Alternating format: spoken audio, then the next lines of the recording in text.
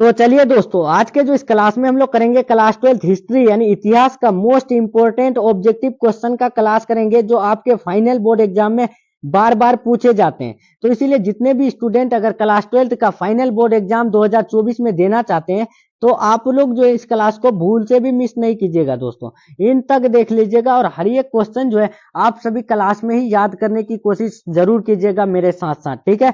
तो चलिए दोस्तों, हम लोग जो है क्लास को शुरू करते हैं, बिना टाइम वेस्ट किए चलते हैं फर्स्ट क्वेश्चन की तरफ। फर्स्ट क्वेश्चन क्या पूछा गया है, देखिए कि आश्रम व्यवस्था में कितने प्रकार के आश्रमों का उल्लेख है। देखिए जो आश्रम व्यवस्था है उसमें जो है कितने प्रकार के आश्रमों का उल्लेख है। ऑप्शन देखिए, ए में है 2, बी में है 4, सी में है 6, डी में 8। तो जो भी स्टूडेंट को अगर पता है तो आप लोग जो है कमेंट बॉक्स में आंसर देते रहें या फिर लाइव चैट में आंसर देते रहें। नहीं पता है आप लोग जो है क्लास में फोकस करें, ठीक है। तो देखिए आश्रम व्यवस्था में कितने प्रकार के जो है आश्रमों का उल्लेख है, तो आप सभी को याद रखना है 4 प्रकार के, ठीक है दोस्तों। कितने प्रकार के आश्रमों का उल्लेख है आश्रम व्यवस्था में? 4 प्रकार के। तो इसका राइट आंसर क्या होगा? ऑप्शन नंबर बी होगा। तो चलिए दोस्तों, हम लोग अब चलते हैं दूसरा नंबर देखते हैं। दूसरा नंबर क्या पूछा गया है कि यानी अश्वमेध यज्ञ का आयोजन क्यों किया जाता था। देखिए दोस्तों, अश्वमेध जो यज्ञ है उसका जो आयोजन किया जा रहा था, तो क्यों किया जाता था,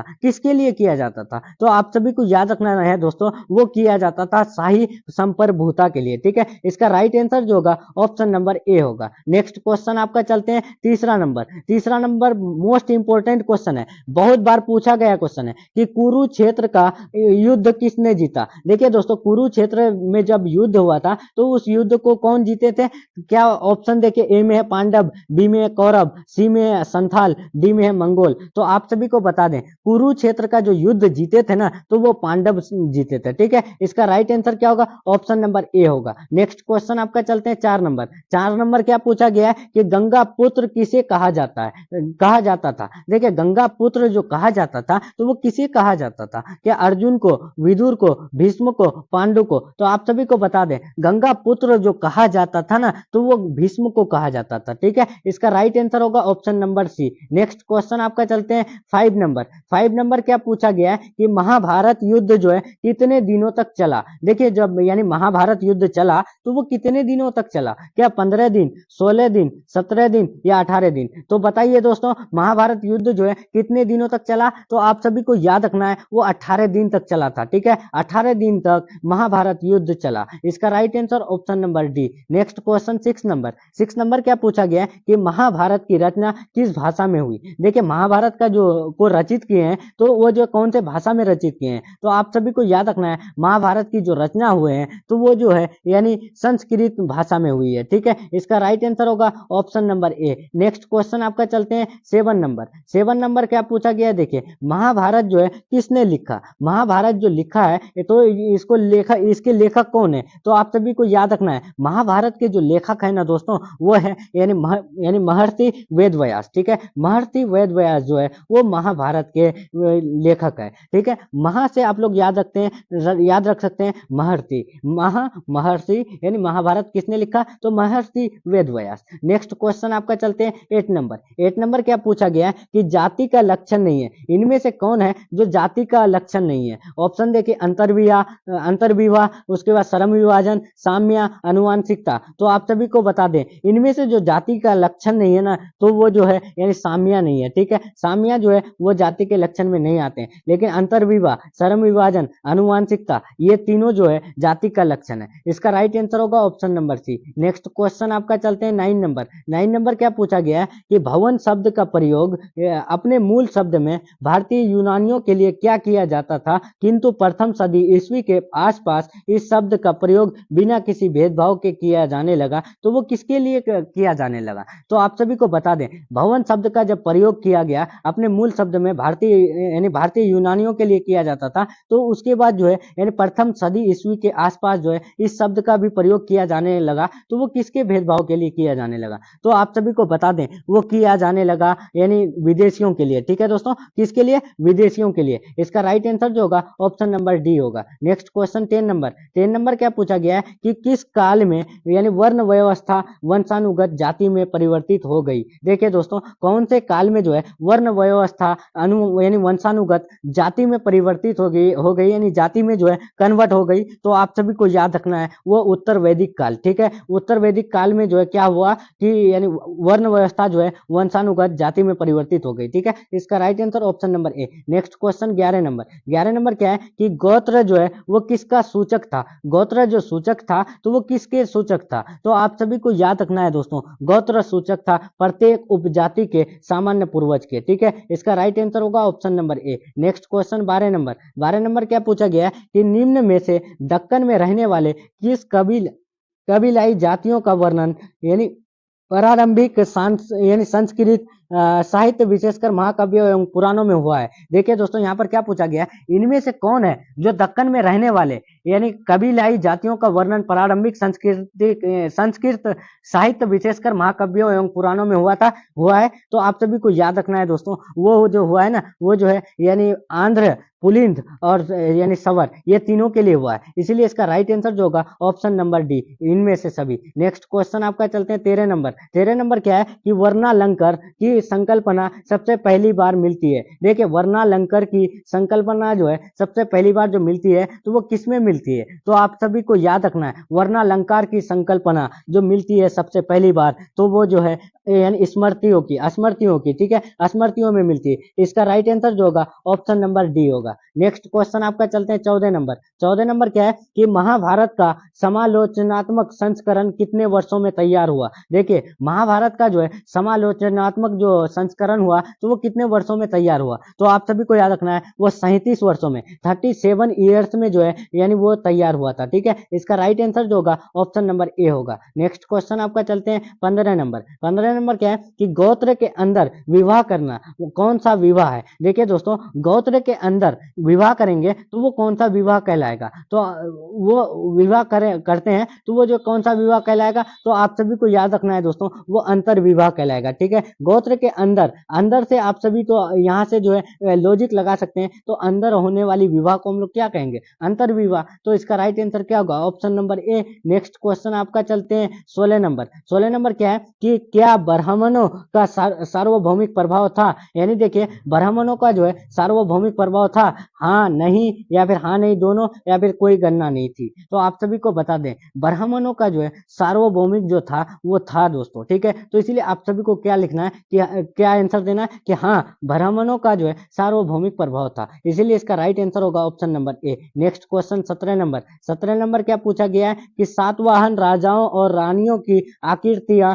प्राप्त कहाँ उत्कीर्ण है। देखिए, सातवाहन राजाओं और रानियों की आकृतियां जो है प्राप्त कहाँ उत्कीर्ण है। क्या वो राजमहलों में, मंदिरों में, गुफाओं की दीवारों में, या फिर यानी स्तंभ अभिलेखों पर। तो आप सभी को बता दें, सातवाहन राजाओं और रानियों की आकृति जो प्राप्त होती है तो वो प्राप्त उत्कीर्ण जो है ना, वो जो है कहाँ पर है, तो वो गुफाओं की दीवारों पर है। ठीक है, इसका राइट आंसर होगा option number C. Next question आपका 18 नंबर क्या है कि दरोन यानी अद्वितीय तीरंदाज किसको बनाना चाहते थे। देखिए दोस्तों, दरोन जो है अद्वितीय तीर अंदाज जो बनाना चाहते थे तो वो किसको बनाना चाहते थे, अर्जुन को, एकलव्य को, नकुल को, सहदेव को। तो आप सभी को बता दें, वो जो बनाना चाहते थे ना दोस्तों, वो अर्जुन को बनाना चाहते थे। ठीक है, इसका राइट आंसर होगा option number A. Next question 19 number क्या है कि मनु स्मृति में कितने प्रकार के विवाह का उल्लेख किया गया है। देखिए, मनु स्मृति में जो है विवाह का जो उल्लेख किया गया है तो वो कितने प्रकार का उल्लेख किया गया है। तो आप सभी को याद रखना है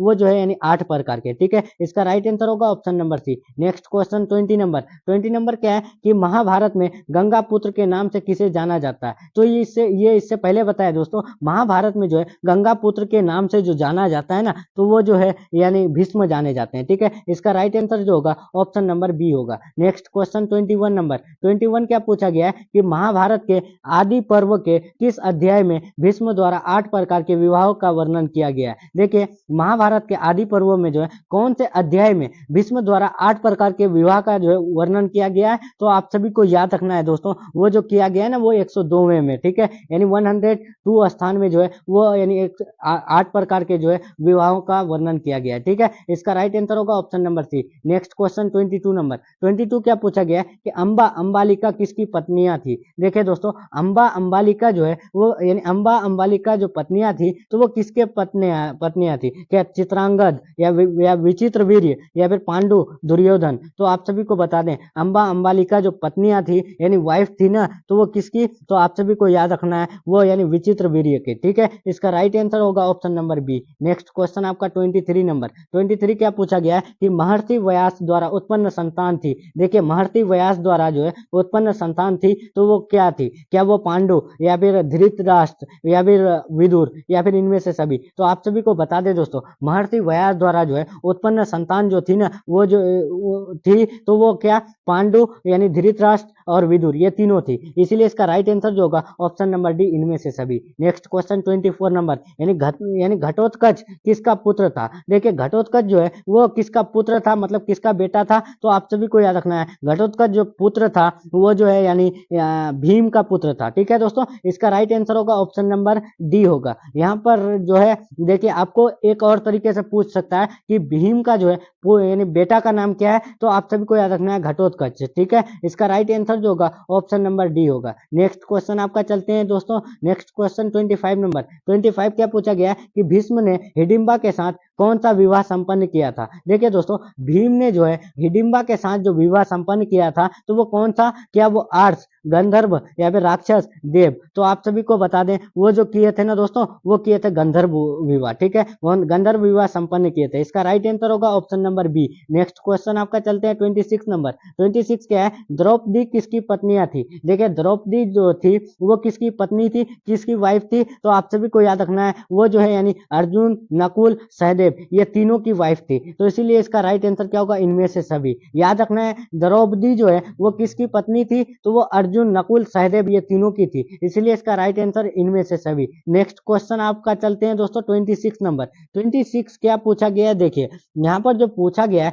कि कर्मण्य वाधिकारस्ते माँ यानी फलेसुक दाचन श्री यानी मदभागवत गीता जो है कि किस अध्याय में वर्णित है। देखिए, ये वर्ड जो है थोड़ा ये है पढ़ने में जो है दिक्कत होता है। देखिए, यहाँ पर क्या पूछा गया है कि कर्मण ये वाधिकारस्ते माँ फलेसुक दाचन यानी श्री मद्भागवत गीता के किस अध्याय में वर्णित है। क्या वो प्रथम, द्वितीय, तृतीय या फिर चतुर्थ। तो आप सभी को बता दें, वो श्री यानी मद्भागवत गीता के कौन से अध्याय में वर्णित है दोस्तों। तो आप सभी को याद रखना है वो द्वितीय अध्याय में वर्णित है। ठीक है, इसका राइट आंसर जो होगा ऑप्शन नंबर बी होगा। नेक्स्ट क्वेश्चन आपका चलते हैं 27 नंबर। 27 क्या पूछा गया है कि श्री मद्भागवत गीता के महत्व पर किसने विचार व्यक्त किए हैं। तो देखिए, श्री मद्भागवत गीता के महत्व पर कौन जो है विचार व्यक्त किए हैं।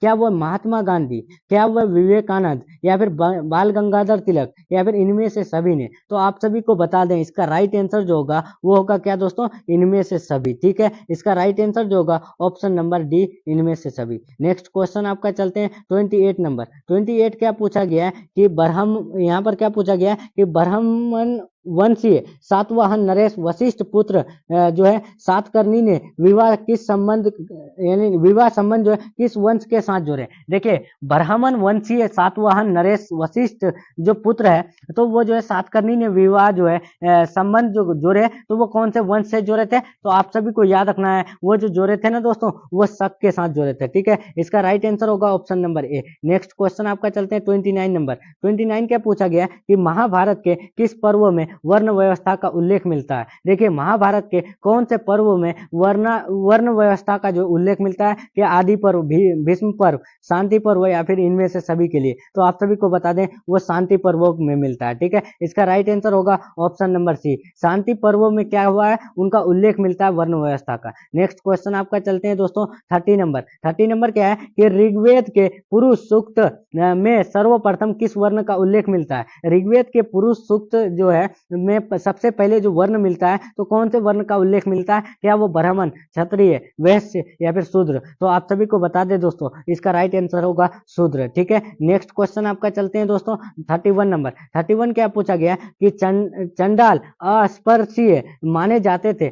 जब भी वह नगर में आते थे तो उन्हें लकड़ी की आवाज करके आना पड़ता था। ठीक है दोस्तों, फिर यहाँ पर क्या पूछा गया, ताकि लोग उन्हें देखने के दोष से बच सके। ये कथन जो है वो किसका है? क्या देखिए, ये जो कथन है कि चंडाल जो है अस्पृश्य माने जाते थे, जब भी वह नगर में आते थे तो उन्हें लकड़ी की आवाज करके आना पड़ता था ताकि लोग उन्हें देखने के दोष से बच सके। ये कथन किसका है? तो आप सभी को याद रखना है, ये कथन जो है ना दोस्तों वो किसका है? तो वो है यानी फाहियान का। ठीक है, इसका राइट आंसर होगा option number A. Next question आपका चलते हैं 32 नंबर। 32 क्या है कि दुर्योधन की माँ कौन थी? दुर्योधन की जो है माँ का नाम क्या था? तो आप सभी को याद रखना है, दुर्योधन की माँ का नाम गांधारी था, गांधारी था। ठीक है, इसका right answer option number A. Next question 33 number, last question, कि निम्न में से किस प्रसिद्ध संत ने गीता की भक्त टीका मराठी में लिखी? देखिए, निम्न में से कौन से प्रसिद्ध संत है जो गीता की जो है भक्ति टीका मराठी में लिखी? क्या एकनाथ, नामदेव, तुकाराम, मानेश्वर? तो आप सभी को याद रखना है, वो लिखे थे मानेश्वर। मानेश्वर क्या कहते कि यानी वो जो है यानी गीता की भक्त टीका मराठी में लिखी थी। ठीक है, इसका राइट आंसर जो होगा ऑप्शन नंबर डी होगा। तो चलिए दोस्तों, हम लोग का जो है यहाँ हिस्ट्री का टॉप यानी 33 VBI ऑब्जेक्टिव क्वेश्चन का क्लास यहीं तक रहने वाला है। ठीक है, तो जो भी स्टूडेंट को अगर क्लास अच्छा लगा है तो वीडियो को लाइक करके अपने दोस्तों में शेयर करने की कोशिश जरूर कीजिएगा दोस्तों, और पर डे क्लास अटेंड करने की कोशिश जरूर कीजिएगा। और जो भी स्टूडेंट को अगर PDF चाहिए तो आप लोग जो है टेलीग्राम चैनल जरूर ज्वाइन हो जाइएगा। तो चलिए दोस्तों, हम लोग मिलते हैं नेक्स्ट क्लास में नेक्स्ट टॉपिक के साथ। तब तक के लिए अल्लाह हाफिज, bye, take care, thanks for watching.